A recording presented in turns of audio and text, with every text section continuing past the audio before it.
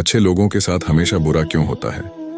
वहीं जो लोग बुरे कर्म करते हैं और अज्ञान की राह पर होते हैं वो खुशहाल दिखते हैं।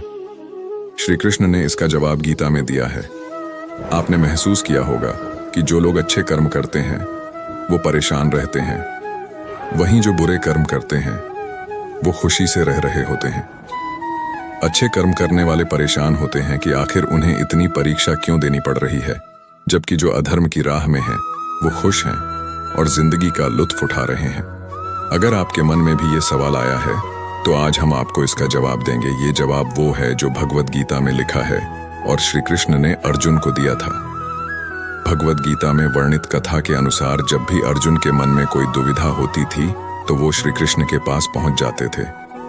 एक बार की बात है, अर्जुन भगवान श्री कृष्ण के समीप आकर कहा कि वो दुविधा में हैं और इसका जवाब वो श्री कृष्ण से चाहते हैं। श्री कृष्ण ने पूछा कि क्या सवाल है? अर्जुन ने कहा, मुझे ये जानना है कि अच्छे लोगों के साथ हमेशा बुरा ही क्यों होता है, वहीं बुरे लोग खुशहाल दिखते हैं। अर्जुन के मुंह से ऐसी बातें सुनकर श्री कृष्ण मुस्कुराए और कहा, मनुष्य जैसा सोचता है और महसूस करता है वैसा कुछ नहीं होता है, बल्कि अज्ञानता की वजह से वो सच्चाई नहीं समझ पाता है। अर्जुन उनकी ये बात समझ नहीं पाए। इसके बाद श्री कृष्ण ने क्या कहा वो जानते हैं। श्री कृष्ण ने अर्जुन से कहा, पाठ मैं तुम्हें एक कथा सुनाता हूँ, उसे सुनकर तुम समझ जाओगे कि हर प्राणी को उसके कर्म के हिसाब से ही फल मिलता है। प्रकृति हर किसी को अपनी राह चुनने का मौका देती है। अब वो मनुष्य की इच्छा पर निर्भर करता है कि उसे धर्म की राह चुननी है या अधर्म की। कथा शुरू करते हुए श्री कृष्ण ने कहा, एक नगर में दो पुरुष रहा करते थे। एक पुरुष व्यापारी था जिसके जीवन में धर्म की बहुत महत्ता थी। वो पूजा पाठ में यकीन रखता था। वो हर रोज मंदिर जाता था और दान धर्म भी करता था और हर रोज भगवान की पूजा करता था। वहीं दूसरा पुरुष बिल्कुल विपरीत था। वो हर रोज मंदिर तो जाता था लेकिन पूजा करने नहीं बल्कि मंदिर के बाहर से जूते चप्पल चुराने। उसे दान और धर्म से कोई लेना देना नहीं था। समय बीतता गया और एक दिन बहुत जोर की बारिश हो रही थी। इस वजह से मंदिर में पुजारी के अलावा कोई नहीं था। ये बात जब दूसरे पुरुष को पता चली तो उसने कहा कि ये सही मौका है मंदिर का धन चुराने का। पंडित से नजर बचाकर उसने मंदिर का सारा धन चुरा लिया। उसी समय धर्म कर्म में विश्वास रखने वाला व्यक्ति भी मंदिर पहुंचा। दुर्भाग्य से मंदिर के पुजारी ने उसे ही चोर समझ लिया और चिल्लाने लगे। वहां लोग एकत्र हो गए और उसे बहुत मारा। किसी तरह वो बचते बचाते वहां से निकला तो दुर्भाग्य ने उसका साथ वहां भी नहीं छोड़ा। मंदिर के बाहर वो एक गाड़ी से टकरा गया और घायल हो गया।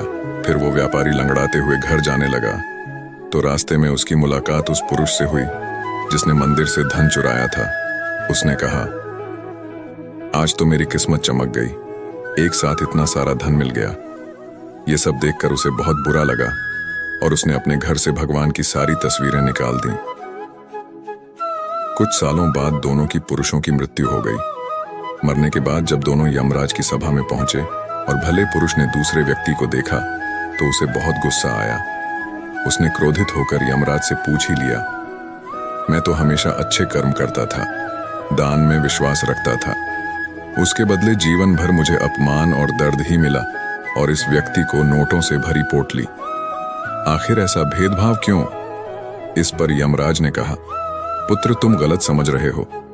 जिस दिन तुम्हारी गाड़ी से टक्कर हुई थी वो दिन तुम्हारे जीवन का आखिरी दिन था, परंतु तुम्हारे अच्छे कर्मों की वजह से तुम्हारी मौत सिर्फ एक छोटी सी चोट में बदल गई। तुम इस दुष्ट व्यक्ति के बारे में जानना चाहते हो।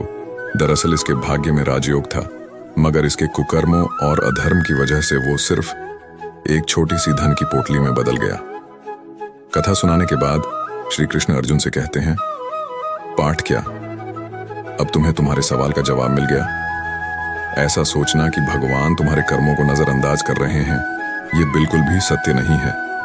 भगवान हमें कब क्या किस रूप में दे रहा है मनुष्य को समझ में नहीं आता है, मगर आप अच्छे कर्म करते रहें तो भगवान की कृपा हमेशा बनी रहती है।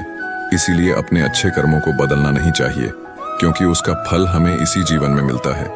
इसीलिए मनुष्य का फर्ज है कि वो हमेशा अच्छे कर्म करते रहें, क्योंकि श्री कृष्ण ने गीता में भी बताया है कि किसी के द्वारा किया गया कर्म बेकार नहीं जाता है, चाहे वो अच्छा हो या बुरा।